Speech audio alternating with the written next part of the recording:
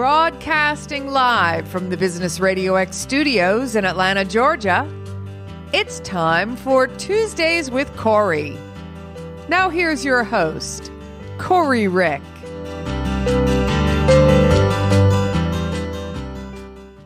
Good morning and welcome to another edition of Tuesdays with Corey. We have another great show today, and we would like to thank our sponsor, American Reprographics Corporation. If you print with it, print on it, or simply want it printed, call Mindy Godwin at 770-394-2465 for all of your printing, toner, and branding needs. We have another great guest on today's show. Today we have another excellent CEO. Lisa Guadalupe Clarke comes to us with over 29 years of experience and expertise in the staffing executive search industry. She is the CEO of Atlanta Search Group, and her experience includes expertise in human resources, successful track record of recruiting, managing people, creating and inspiring sales office support. Her list of accomplishments seem limitless, yet are highlighted by Class of Leadership Georgia 2019. She is bilingual in both Spanish and English. She's a member of the Emory Advisory Guzweta Foundation Great Grant Advisory Board. She is a Gwinnett County Schools Advisory Board member for the Hispanic Mentoring Program, and she's also a board member for the Georgia Hispanic Chamber of Commerce. Lisa, welcome. Thank you for having me. Well, we appreciate the opportunity to chat with you. You're certainly going to be a great guest. Why don't you introduce yourself further to the listenership, if you would, please? Thank you. I am the founder and CEO of ATL Search Group. We focus on diversity and inclusion, not only in office support roles, in addition to that, in warehousing and manufacturing. When people mention the word diversity, what does that mean to you? It means bringing people that have nothing in common with you from different cultures. It could be a team what is mainly led by men, adding females of color and non-color. It means even for a women's team, bringing men to work with them and understanding how that will bring access to your organization. Specifically, you have a lot of expertise with Hispanics in the Latin community. Can you talk to us a little bit about that? Sure. I am super involved not only locally with the Hispanic community, but also at large on a national level. I have the opportunity to not only work with professionals, but students and also business owners. The part that a lot of businesses need to understand within the Latino community, we have a lot of subcultures. Tell us about that now. It depending where you're coming from, like everybody loves tacos, but they don't realize that's not the main dish for each country, right? Like I'm Salvadorian, so I like pupusas instead of tacos.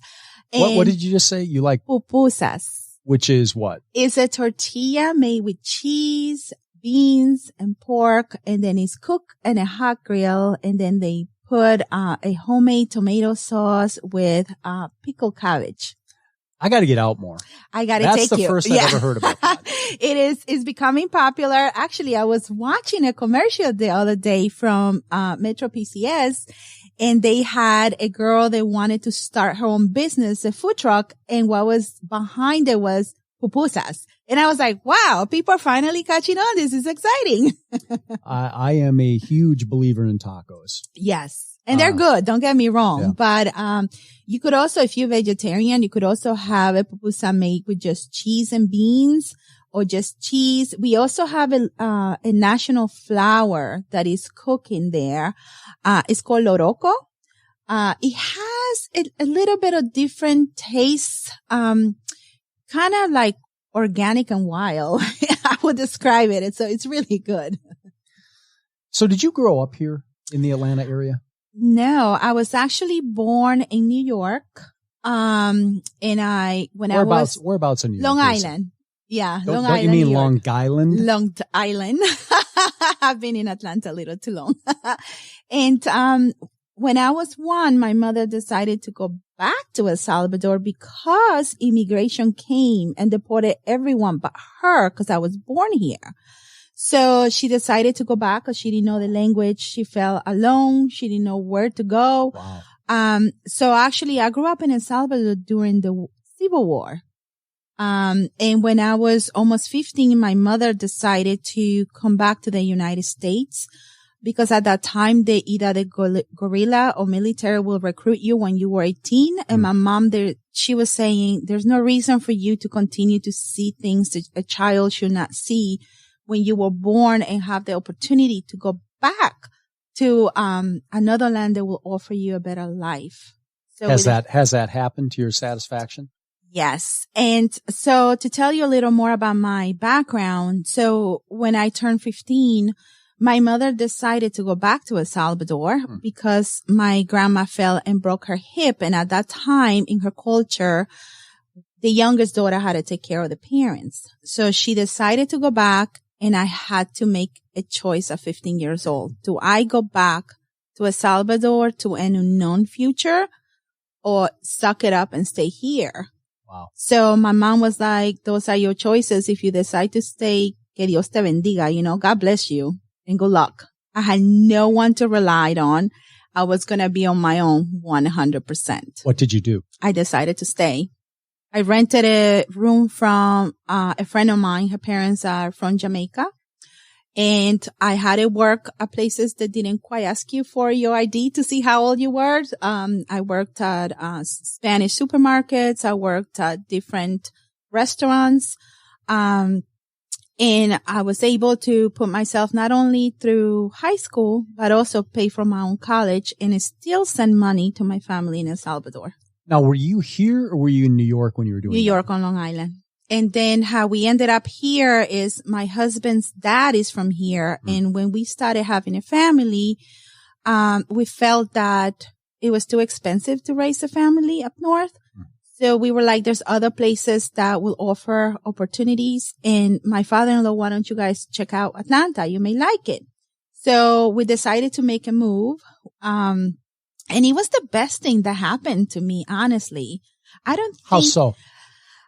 Because it's such a growing city with opportunities. I don't think I would have the same connections, even in my own community that I have here up in New York, because they have everything you could think. Atlanta is a growing city, so there's still a lot of opportunities, to do your own business, to have your own business, to do something outside the box. There's a lot of creative people. It's a melting pot. There's so many people coming from other states because of the opportunities of work. I mean, everywhere you look, there's a new building. The skyline has changed tremendously everywhere you look. I wish I would have taken pictures even in my own neighborhood. They used to be just land. There's like a building or it's a shopping center, and those opportunities create jobs. How long have you lived in Atlanta now? 14 years. 14 years. Yes. And okay. I love it. I love it. This is home for me. And how many kids do you have? 3. I have all ages? Girls, 16, 14, and 10. Did you just say all girls? All girls. Yes, I don't see any gray hair. Oh my God. I dye my hair. Yes. 3 girls that I'm raising to be very strong, independent females. So you could imagine, some of the good arguments that go on in my house. Do you ever say this to your daughters? You can vote all you want. The only one that's ever getting counted is mine. Do you ever use that? Well, I always say this isn't I am the only queen in this castle. And then when they start when they start listening to me that I start talking Spanish because I'm mad, they're like, oh God, we better run. Mom's talking Spanish now. Is it helpful for you, given what you've chosen to do, that you're bilingual? Yes, absolutely. Absolutely. There's a lot of immigrants coming here legally who may not know the language. Yeah. So it helps tremendously. Even with my clients, sometimes, I have to translate documents for safety reasons, in my manufacturing, companies that I work with. Sometimes we have to translate the documents in Spanish for them. So it helps a ton. How did you get into the staffing industry? So there's always a funny story for me. Actually, I was volunteer for Make-A-Wish Foundation and love doing that. So I got a job at Ronald McDonald House on Long Island and quickly realized it wasn't what I thought. So why is that? because I thought I was going to be working with the families. Instead, I was in a cubicle entering, data entry and sending emails, which it was so like not people connected. And I wanted to be connected to people all the time. So, I met a board member that used to work at a staffing firm, and I had shared with her that I didn't think this job was going to be for me. So I started as a temp in a new HR office. And worked on a project. They couldn't keep me long term because they didn't have the funding to do so. So one of the managers said, hey, there's a staffing company that I used to work. They're looking for somebody bilingual. Would you be interested? And I said, sure. I was open to new opportunities. So I decided to go for this job interview. And I was the only one in my office that spoke Spanish. And that's how I got into this crazy role. Now, the other thing was that we had a client, my first call, I never forgot. They was super upset. He was cursing up the storm because the temps didn't show up.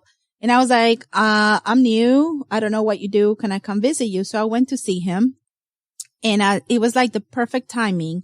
A couple of months later, that was our number one client. That company, I grew it from 3 temps to 130 in no time because they did a merger.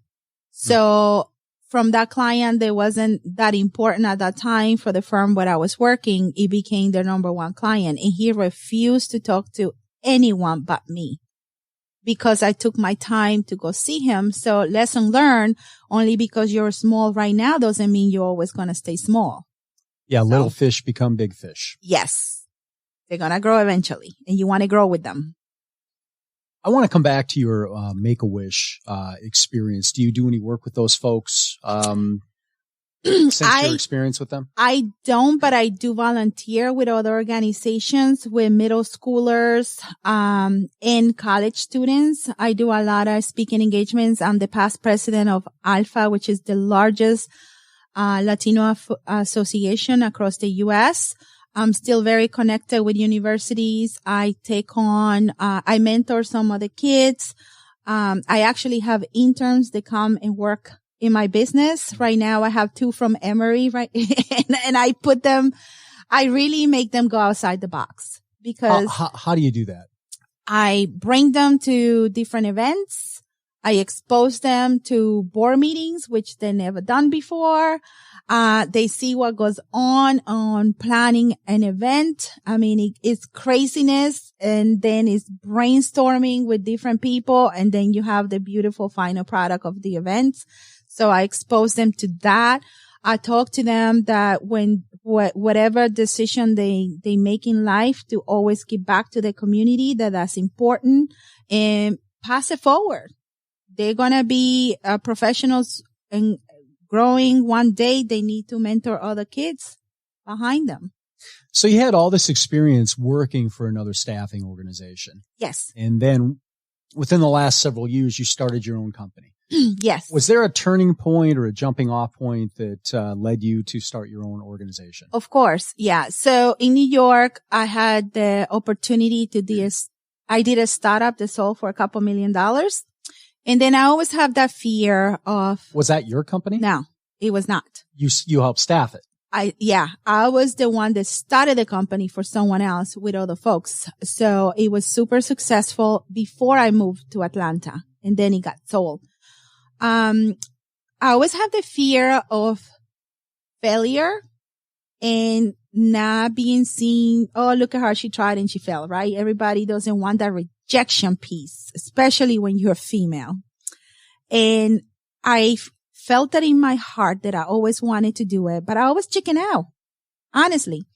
So my last job, I'm really outside the box. I was working 100% for my former employer, working from home because I'm a working mom. I used to bring my little one in a stroller, and I used to tell my clients I come in a package, and they were like confused about it.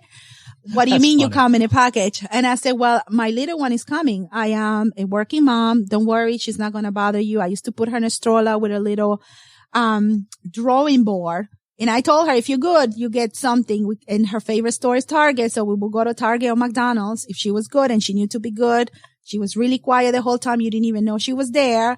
And it was a little odd at first for some of the clients, but you know what? They respected the fact that I was working mom. I still wanted to bring the bacon to my household, but I still wanted to be a parent.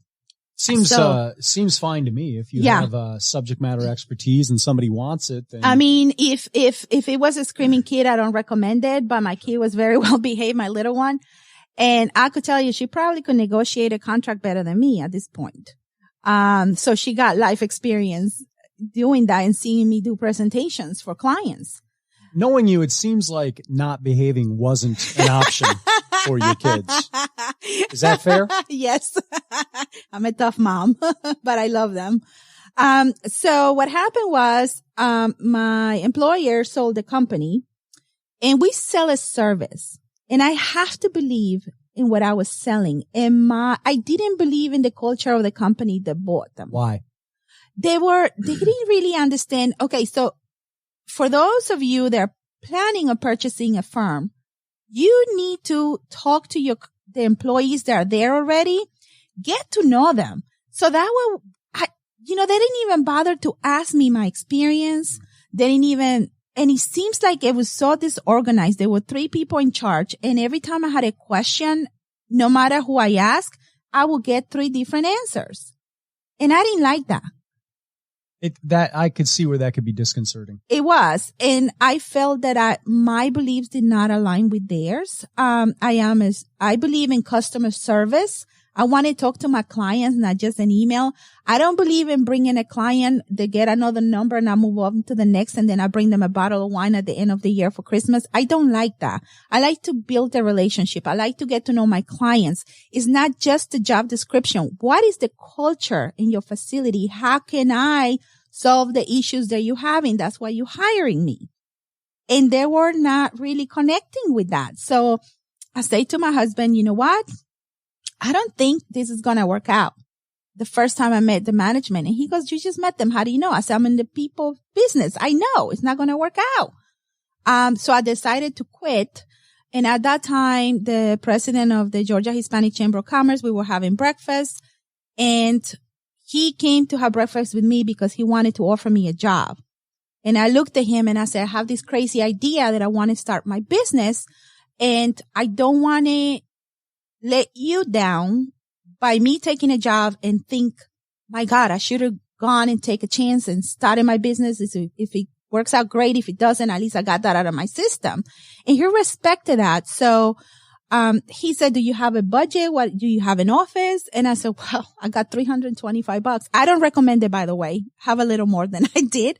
And he goes, I'll rent you an office in Buckhead. I'll sublease you. We have extra office space so you could get started. And then from there you go.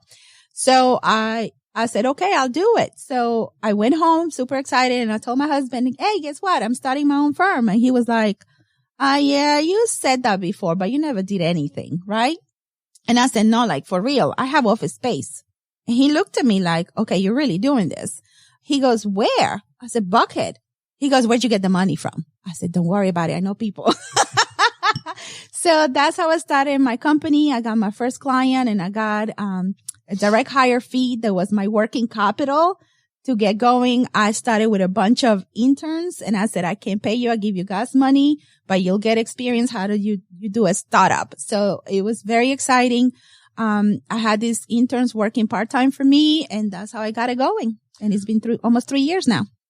Congratulations. Thank you. It's a great story. Of all the things that you tried early on, what do you think worked the best? When you started your company 3 years ago? One of the hardest things for me I always like to help other folks, but asking for help when I needed it for myself was hard. So I was really... That's not uncommon for business owners, by the way. No. So yeah, I found that out. So what I did is I educated myself, because I had a mentality of an employee when I started my business, and I had to change that, and I had to change that quickly from an employee to an entrepreneur and a business owner. So I developed I called the Small Business Administration, and I said, I need help. I need to have a good foundation for my business. So I ended up connecting with folks at the Small Business Administration, And with the support of the Georgia Hispanic Chamber of Commerce and different organizations that wanted me to succeed, I started educating myself a lot. Then I got last year, and this is what's the hardest thing for a business owner is, do you invest your time building blindly your business, or do you invest your time learning how to do a great platform so you could grow your business smart? Okay. That was a really hard decision for me. And I said, you know what? I'm going to build a platform for my business and I'm going to get myself educated. It wasn't easy, especially the first 2 quarters of last year, but I chose to do that because I knew if I didn't get my business certified, I would not have opportunities with corporate Americas, because even though they see a Latina in front of them, they know that's my business. You still need to have those certifications. Learning how to do that, oh my God, that was a whole different ball game. I ended up paying someone to help me because you want to make sure you're doing it right. I learned a lot of stuff. I hate reports. I'm not someone who likes to sit at a desk and do reportings. That's not me. So I learned what my weaknesses are and I hired somebody who could do that for me. So that's very important. Know what your weaknesses are and hire somebody to balance you, that they could take that off your plate. I learned how to read reports because I have to, because I'm a business owner, but I don't have to do them. So. Yeah, you raise a great point. I mean, being a business owner myself, I make sure the things I don't want to do or that I'm not good at, I pay somebody else to do.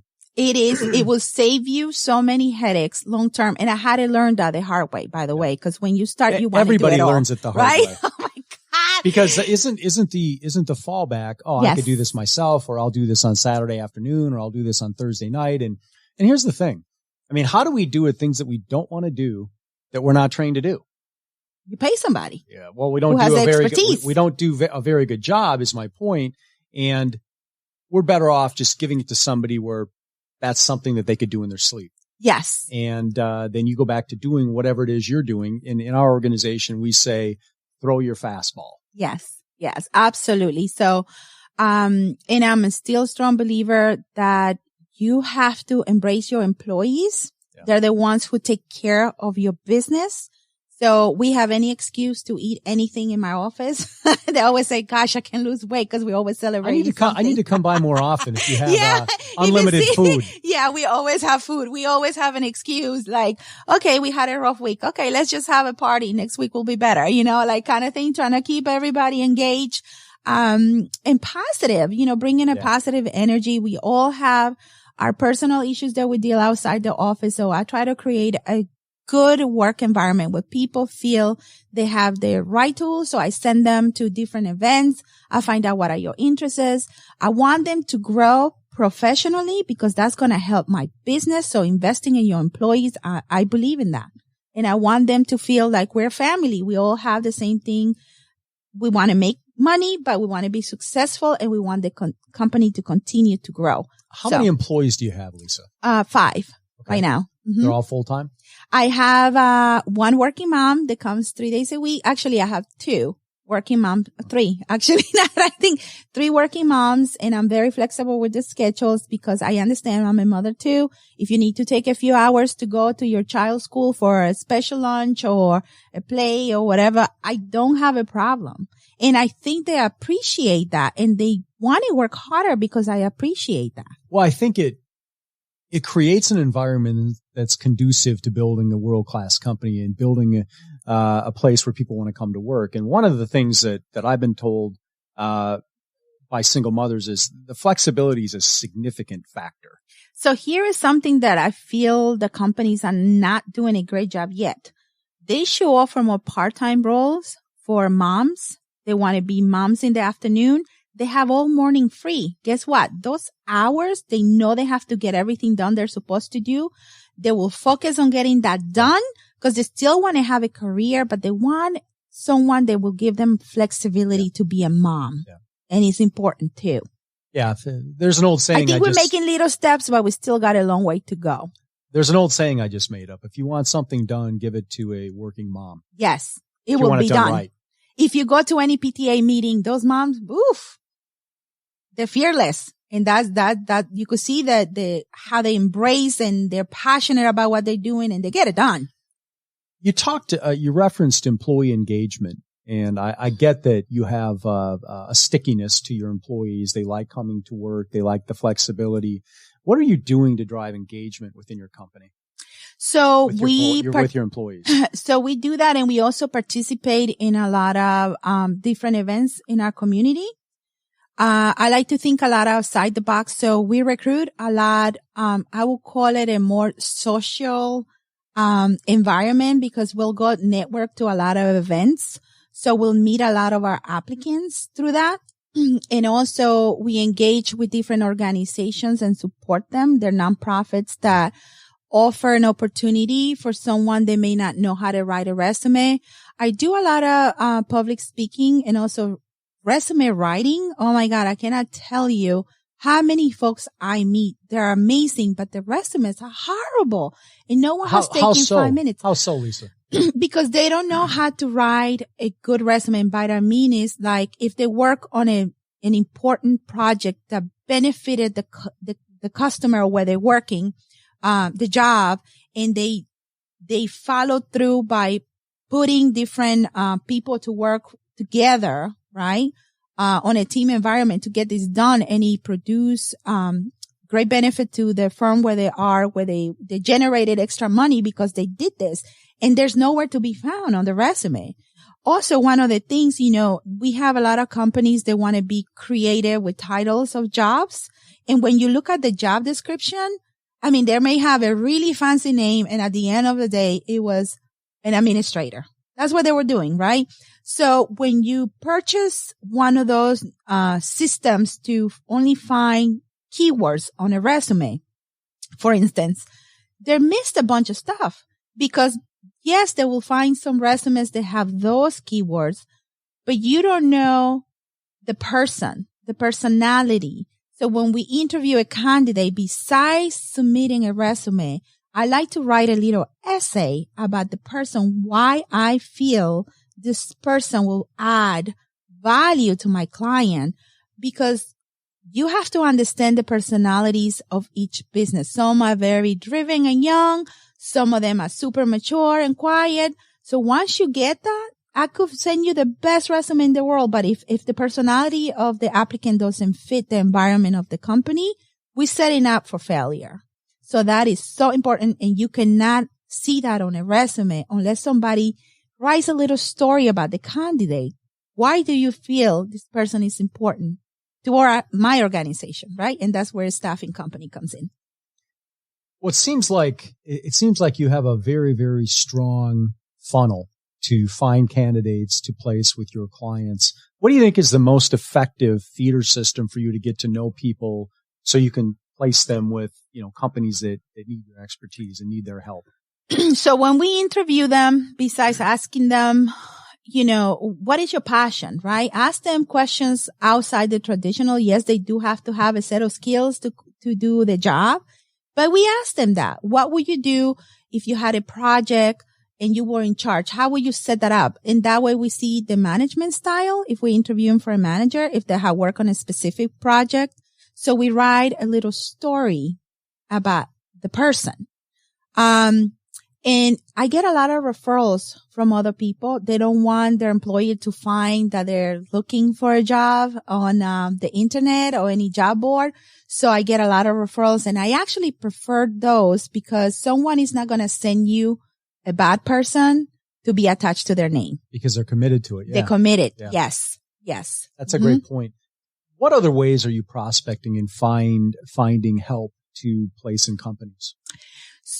Because I'm very outside the box, I work with some millennials in different projects, and I talk to a lot of college students. Eventually they're going to graduate, right? Yeah. And one of the things that I tell a lot of the college students, you think that you don't have experience, but if you are volunteering with an organization, when you take a leadership role, that is showing me that you have experience and you are responsible besides going to school. And they don't realize that a lot of times.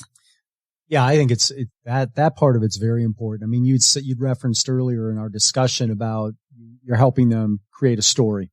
Yes. Obviously transparent and true, but if somebody is going to school and volunteering and running an organization and contributing, I mean, that's a story in and of itself. That shows, Yes. In my opinion, better than average initiative. And I cannot tell you, when I interview some entry-level folks that are coming into the workforce, if I don't see anything like that, they were just a member of a club that they showed up maybe once a month, that's not inspiring, really. It's great that you're part of that, but what did you do there? Were you involved in any projects? Did you take the lead on any of the projects that you were there? Now, in terms of the newcomers, okay, that are coming into Atlanta, I'm going to speak about that. We have a lot of legal Latinos coming in, especially from Venezuela, because as you know, it's a very tough situation right now with them. Sure. These people come with amazing experience. What is lacking is their language. But if it's an engineer, or if it's a technical person, or an attorney that's bilingual, I know they cannot be an attorney here because the laws are different, but they could work as an administrator or in an office environment for a law firm. I have come across some people that they were doctors in their countries, right? Obviously, they cannot practice here, but they could work in the administration for a medical office. So I asked a question to a large organization that they were told me they're suffering from finding talent in technical jobs. They say they cannot find technicians to work in their orders. And one of the questions I have, would you be interested in hiring some of the engineers that are coming into this country? They speak basic English, but will you be willing to do maybe like a 6-week training so they know how to do things the way your organization do it? They have the skills already. What is lacking is their language and understanding how things work here. Is that a big thing for them to overcome, the language? Oh, absolutely. Yes. Culturally, the culture shock, the language. We are very warm and we like to hug everybody, whether we're doing business with people or not. We hug everybody. It's just something we do with a kiss, right? And that could be representative for some companies. Oh, don't touch me. I don't know you like that. So, letting them know that. And even the resumes, for a lot of Latin American countries, you have to put your picture. You have to put that you're married. You have to put that you're divorced. You have to put how many kids you have, the ages of your children. Versus here in the USA, they're not interested in any of that, and I always tell them you have to learn how to write a resume the way it's acceptable here, because the way it's acceptable in our countries is not acceptable here. What gives you the most satisfaction with what you do? When I find what I call my unicorn employees, and I convince one of my clients. People that actually do what you tell them to do? Yes, but they're also, I could see them fitting into an organization where they're going to grow. And I know they have like 70% of the skills that they're looking for, but the other 30%, I know they could teach them, but they could bring so much more to an organization.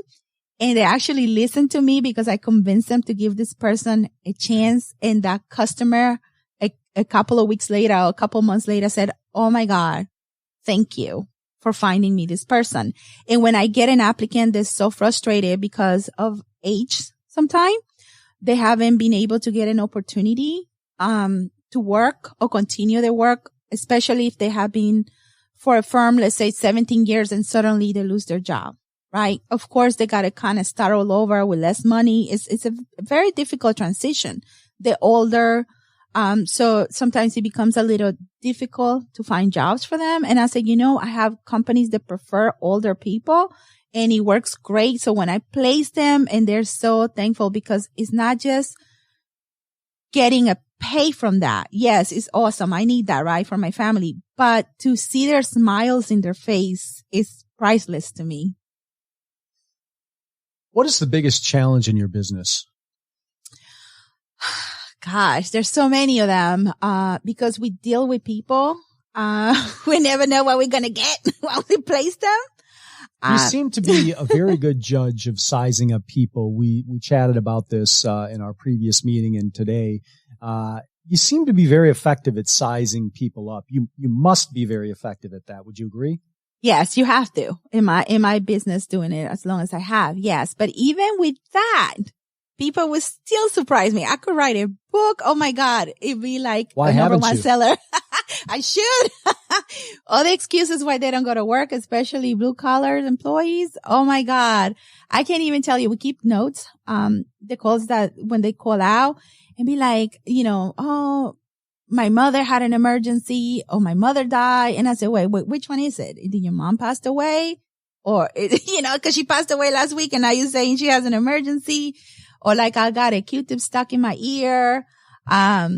Just different things that I'm like, just when I thought I heard it all, especially if you're in the audience right now and you're working human resources, I'm sure you're appreciating what I'm saying. When you work with people, it's always a challenge, but trying to overcome that challenge is where the customer service piece comes, working relationships with my clients and being transparent. If you know something is wrong and you realize it, I'm going to tell you, even if you get mad at me, because I'd rather you get mad at me for like 30 seconds than you losing you as a client.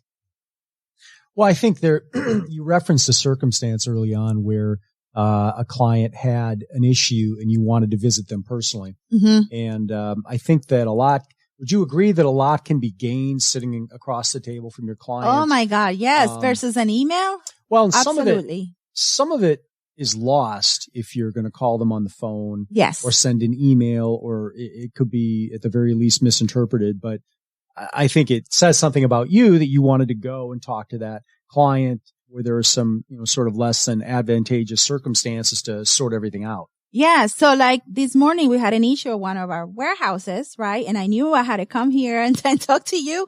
So what I did, because I'm always on time or early. I'm always early.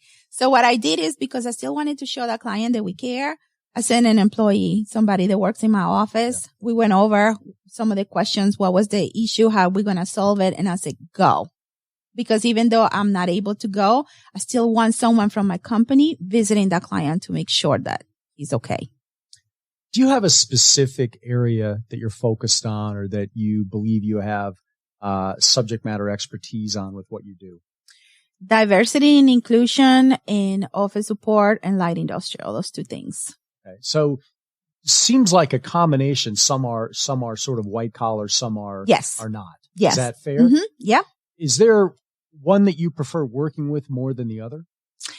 I like both of them. But I do have to tell you, I see a different thing when I go visit a manufacturing company. They tell me that I'm a little odd because I still enjoy to see how a product is being made before it ends up on a shelf. It is fascinating. I would agree with that. It is. Oh my God. Even like if I have a company that makes tortillas, that everything is organic.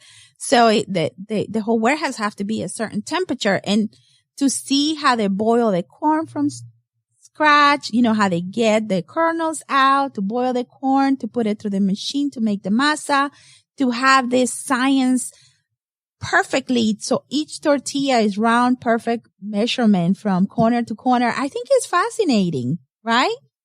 So I don't know. I love to see that. I feel like I'm in a field trip back in school, you went to visit something.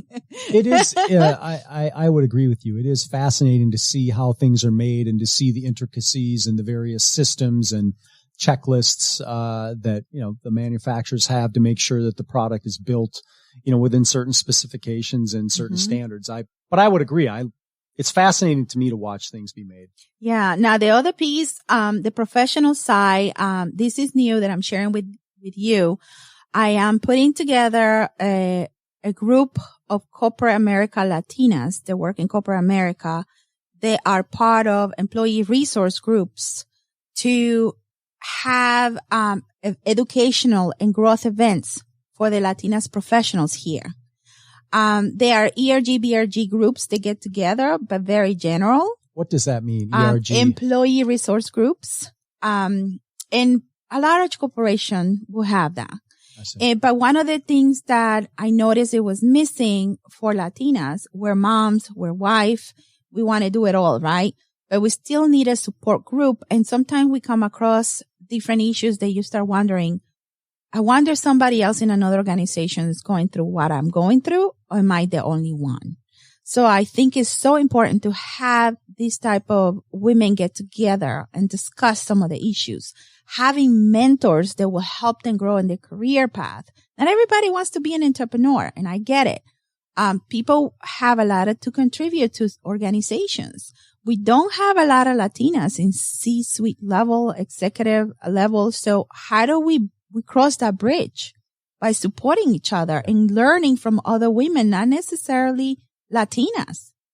And also from guys that want to mentor us. I think is important. In my career, I have a lot of champions for different things, and they're always having males for whatever reason. Yes. Why do you think that was? I don't know.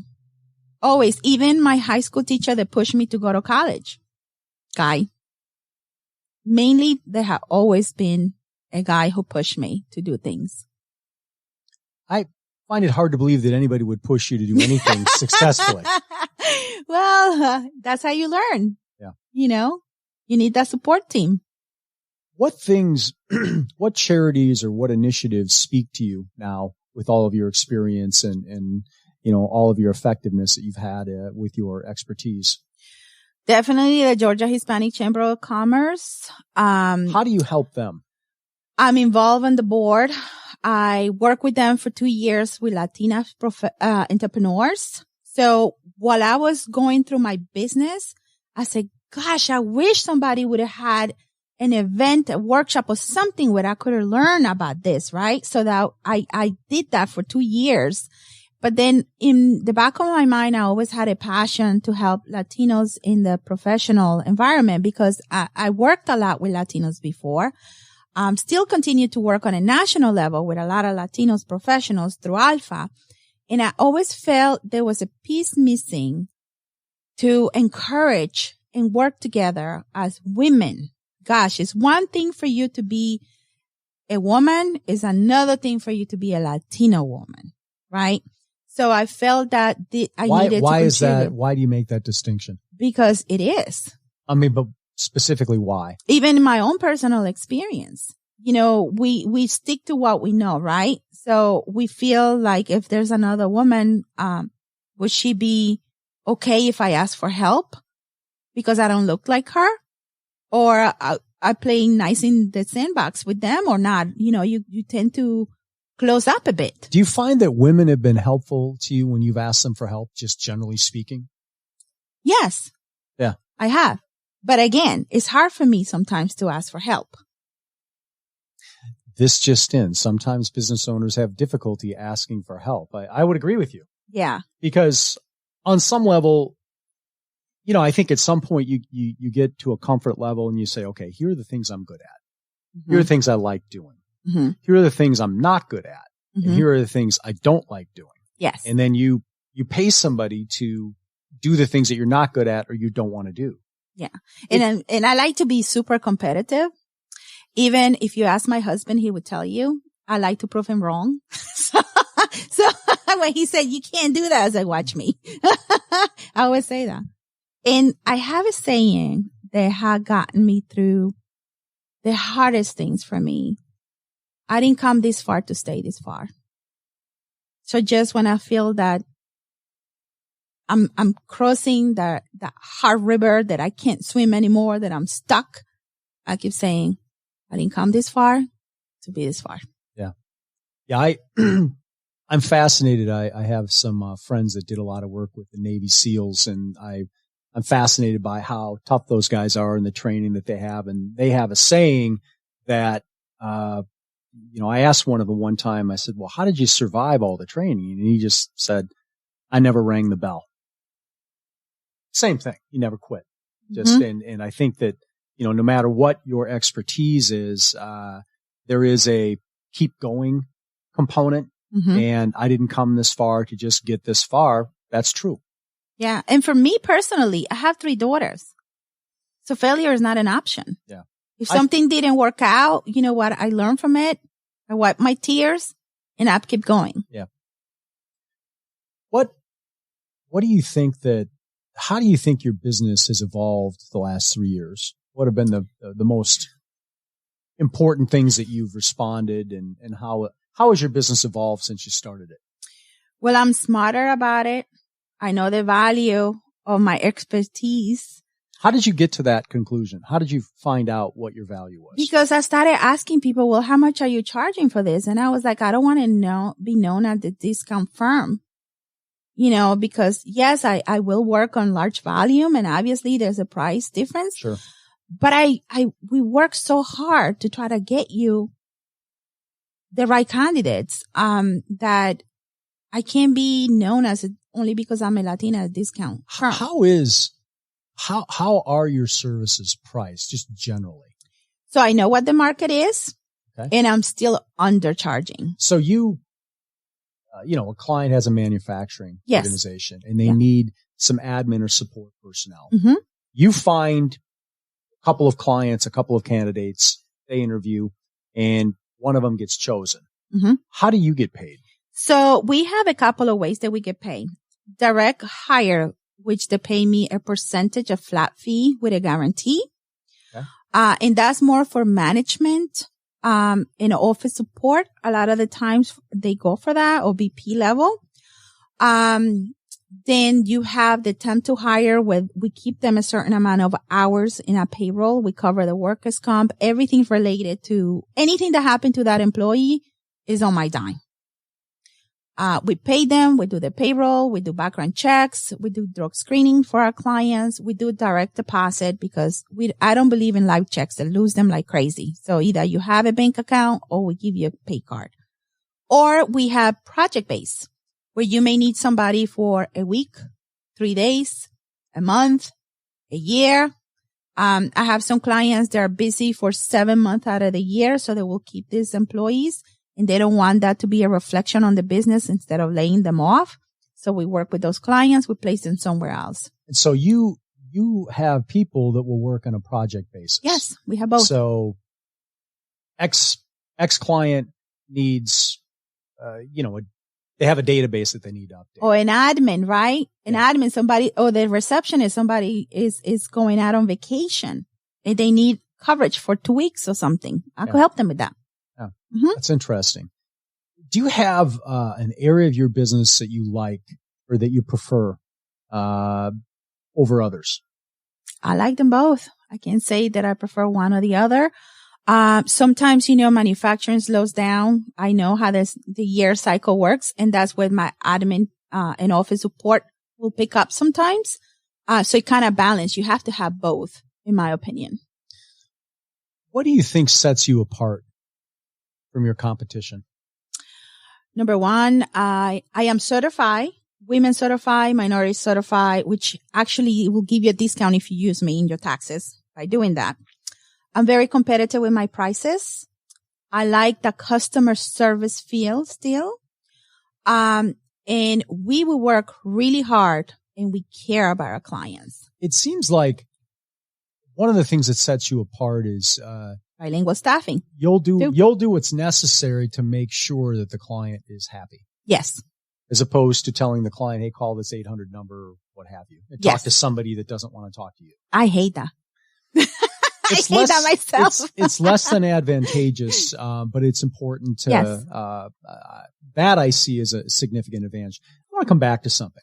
So you have complete command of 2 languages. Yes. Is one harder than the other, do you think? Spanish versus English? I would say Spanish is harder, and I'll tell you why. Even when I speak Spanish to the employees that come and apply, depending what country you're from, you may have a different slang for some products. And what a word may not mean nothing to me because I'm Salvadorian, it might be a curse word for you in your country. Or like, I'll give you an example. Even a vegetable, right? I didn't know, we have peppers. Depending what country you're from, you have a different name and it's a pepper. And I had to learn that. I was like, what are you talking about? Ají, what is that? And they were like, it's a ají. And they showed me a picture. I was like, that's a pepper. Like little things like that. That's what makes it a little harder. When I was in high school, my parents felt it would be a good idea for me to take a language. And I had always been told that Spanish is the easiest language to learn. compared to German or French, and I don't know if that's true or not. I did enjoy learning it. It made sense to me. Mm-hmm. And in a lot of ways, it makes more sense to me than the English language. So here's a funny thing. When I was learning how to speak English, I used to put the words together the same way I thought in Spanish. So it was like backwards. I'll give you an example. Birthday party. Party birthday. I used to think. Fiesta de cumpleaños. Because it was backwards in my mind. So I used to try to translate the way I thought in Spanish in English. So I will speak a lot of like the stuff backwards when I started learning. I'll bet that's a big advantage for you. For me personally, it is.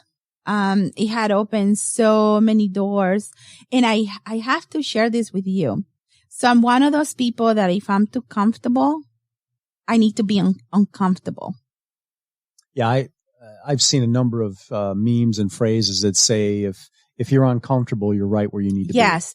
So I do have to tell you, Leadership Georgia, I'm going to talk a little bit about that. Let's hear about that.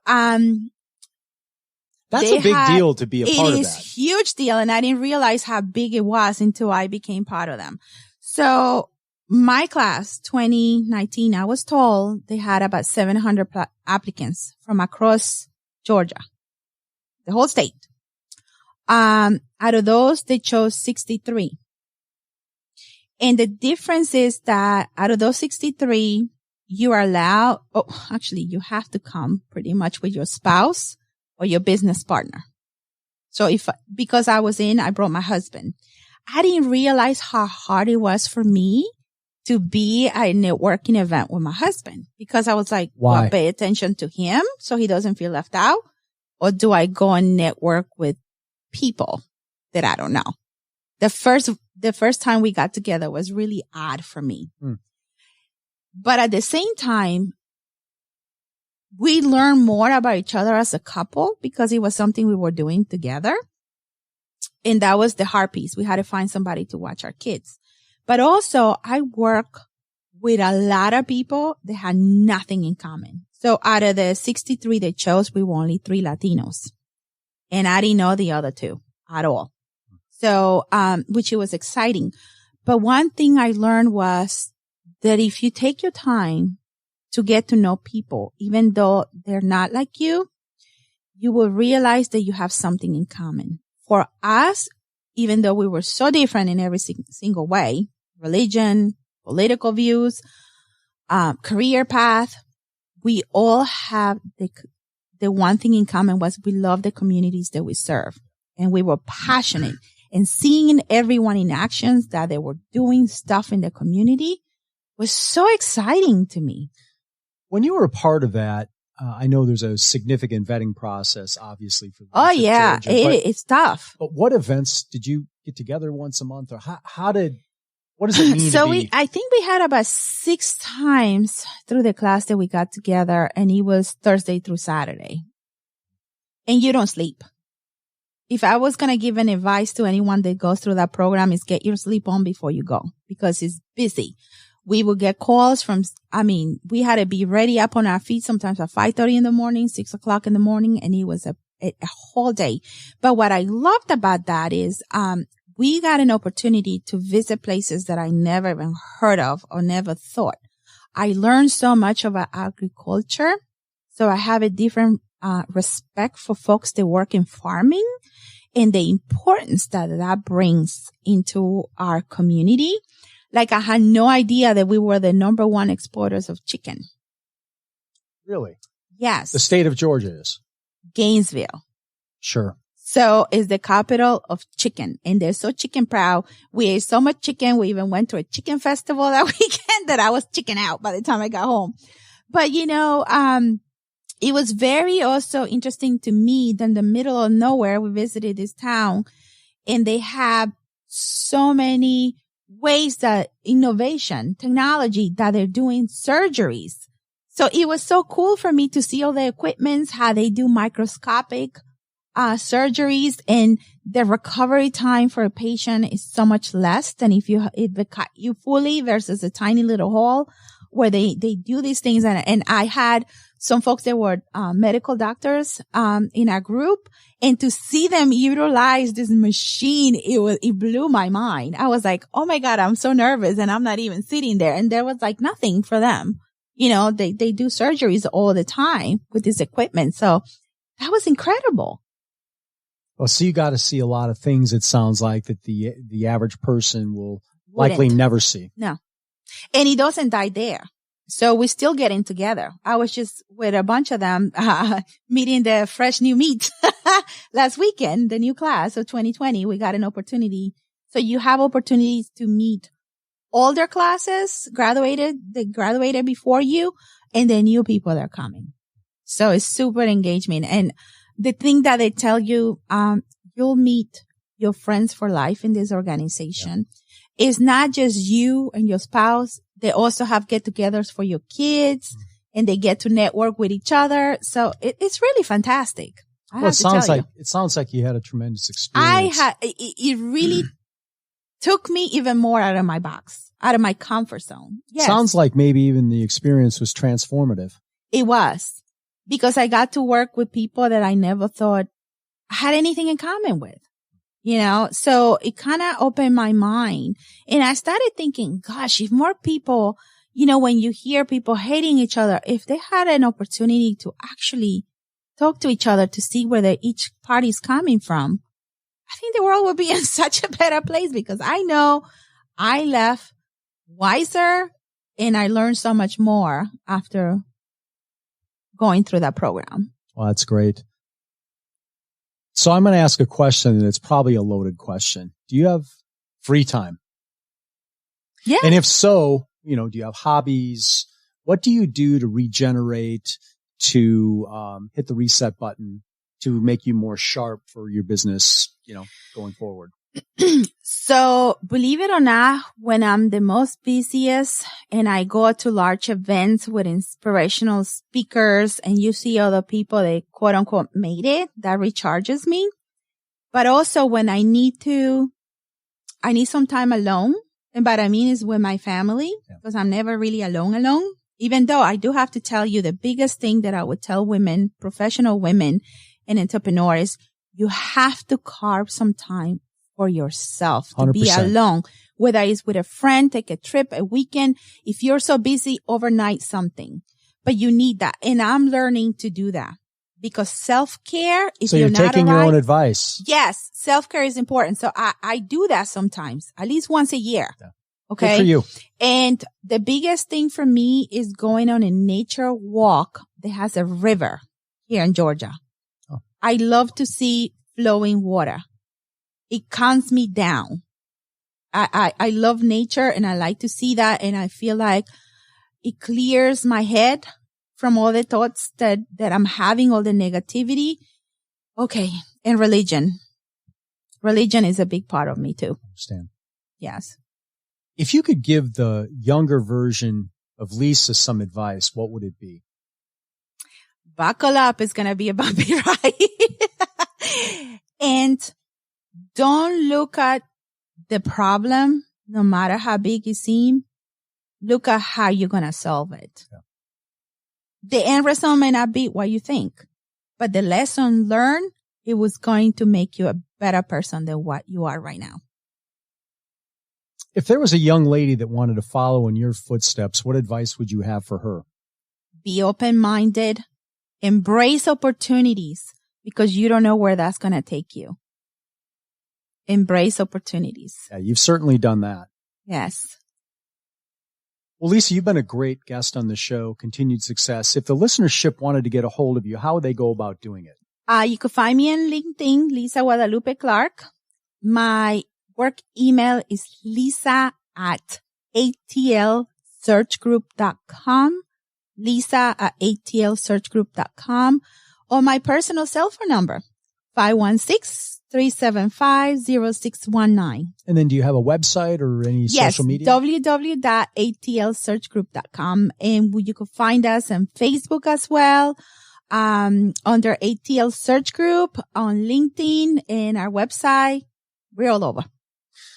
Well, Lisa, you've been a great guest. Congratulations on all of your success, all that you've conquered. We certainly wish you the best going forward. Thanks again for being such a great guest on Tuesdays with Corey. Oh, thank you so much for having me. Really, a pleasure.